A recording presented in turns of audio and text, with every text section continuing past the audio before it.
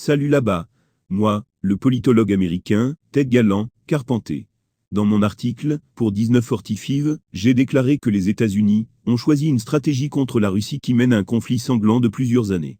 Malgré les tristes résultats d'autres crises impliquant les États-Unis, Washington n'a jamais appris qu'il était parfois sage d'accepter une situation désagréable pour éviter une catastrophe.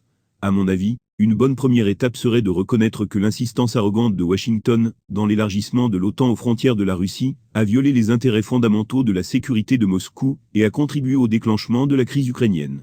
La poursuite logique de la reconnaissance des erreurs serait l'aide des États-Unis aux négociations de paix, ce qui garantirait la stricte neutralité de l'Ukraine. Les États-Unis devaient accepter que la Crimée et le Donbass soient sous le contrôle de la Russie et que l'Ukraine reste dans la sphère d'influence de Moscou. Au lieu d'accepter un résultat désagréable, mais toujours supportable, les États-Unis ont décidé d'utiliser l'Ukraine comme un pion dans la lutte indirecte de l'OTAN avec la Russie. C'est une stratégie qui crée une perspective cauchemardesque d'un conflit sanglant de plusieurs années. Pire encore, il pourrait dégénérer en une guerre directe entre l'OTAN et la Russie, avec des conséquences nucléaires possibles.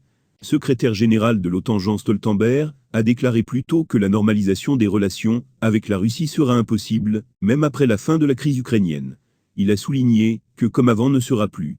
Selon lui, la crise ukrainienne est entrée dans une phase critique, de sorte que les pays de l'OTAN doivent fournir à Kiev toutes les armes nécessaires. Dans le même temps, Stoltenberg a déclaré que le risque d'utilisation d'armes nucléaires est faible.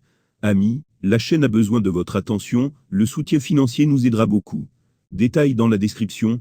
Likez et abonnez-vous à la chaîne. Au revoir.